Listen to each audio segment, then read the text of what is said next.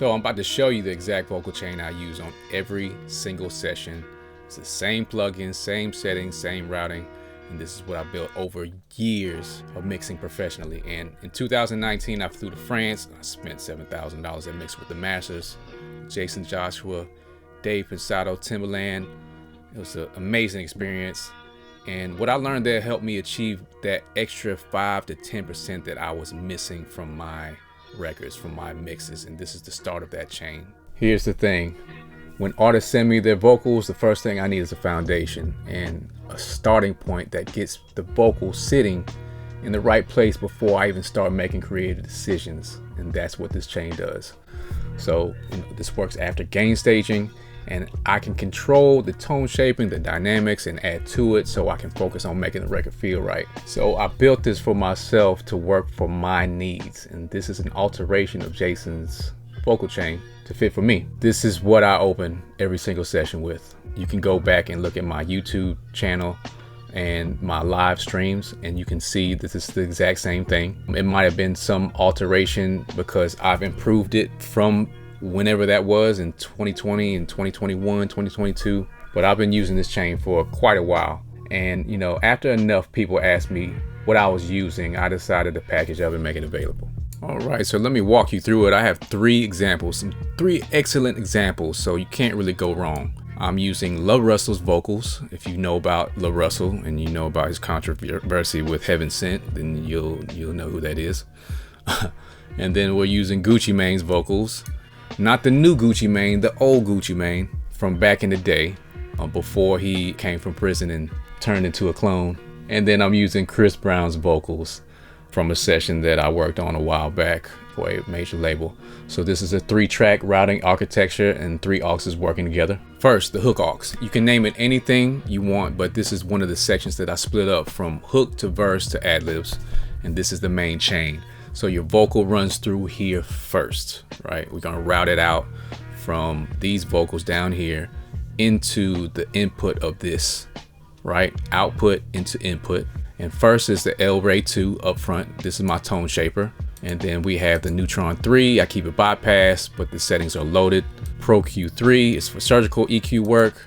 MC404 multi-band compressor by Mic DSP is for the character. You know, I got CLA vocals for that waves processing. And then I end it with a Pro DS. So every plugin in this chain has a job. Nothing's here for show. I seldom ever use these C6s, but I'll open one of these up, and then these are like pinpointing specific frequencies that are just very annoying. But I haven't really used that because after I engage everything, I turn on this Neutron 3 and then I make my adjustments as needed. Second auxiliary is the JVOX comp. This is the parallel compressor.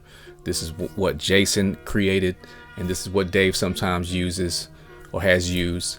I don't even touch it, you know. I just leave it alone, CLA 76 and the L1 limiter, and that's it.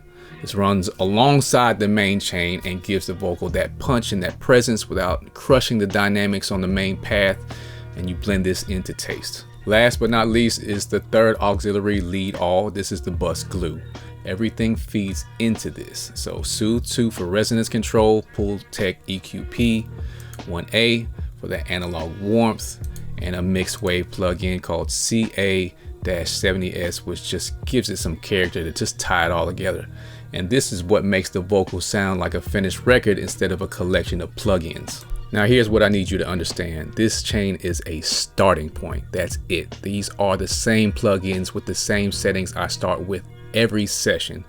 But the reason my mixes sound the way they do isn't this chain, it's the decisions I make after this chain is loaded.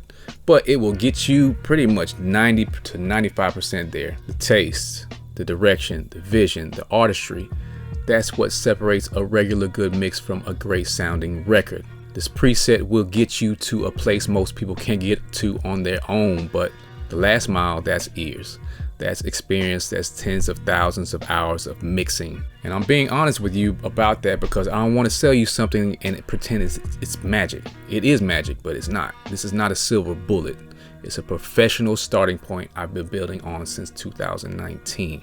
All right, so I'm gonna play you 3 examples. Like I said before, it is LaRussell, Gucci Mane, and then Chris Brown. We're gonna start with LaRussell first. I'm gonna play a before and then an after. This is before. Bitch, get off me. Noki, Alfredo, I'm saucy. Amber alert, they lost me. Feet in the dirt, I'm grounded like coffee. All right, and this is after. Bitch, get off me. Noki, Alfredo, I'm saucy. Amber alert, they lost me. Feet in the dirt, I'm grounded like coffee. If you notice, it totally went from low volume, just kind of dull, no presence, into like a full-fledged, clean, crisp vocal immediately. Me personally, I probably wouldn't even touch anything, and I would just run it. And then it would just depend on how I would mix the instrumental with it to where I make my adjustments. So let's go on to the next vocal, which is Gucci Mane. Here's a before with no processing. I'm Mr. Ice Cream Team, getting that paper dry clean. 20 catch make 30, that's an extra 10 for my team. Bitches throwing ass at me, labels throwing cash at me. 200 pounds of threats, I'ma go and got more cash, damn it. All right, and this is after. I'm Mr. Ice Cream Team, getting that paper dry clean. 20 catch make 30, that's an extra 10 for my team.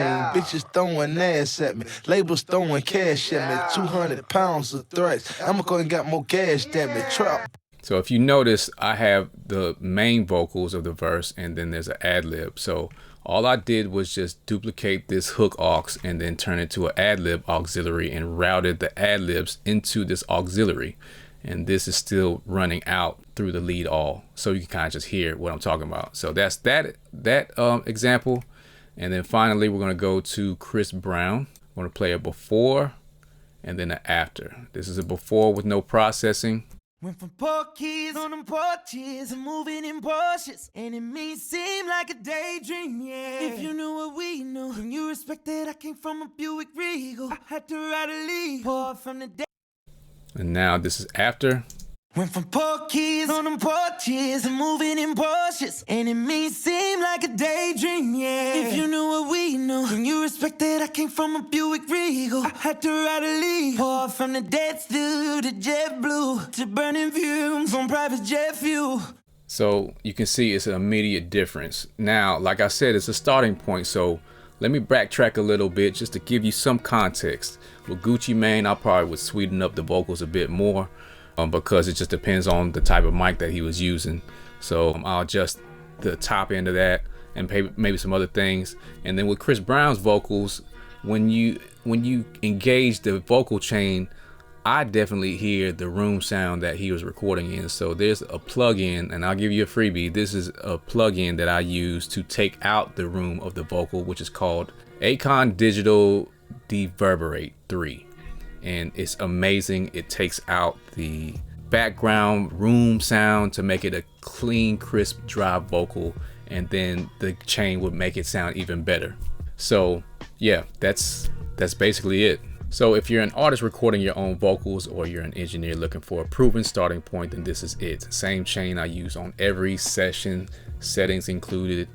And if you want to go deeper, then I have a full walkthrough that breaks down every plugin, every setting, and why it's there. That's linked below. Trust your engineer, and if you're doing it yourself, then trust the process.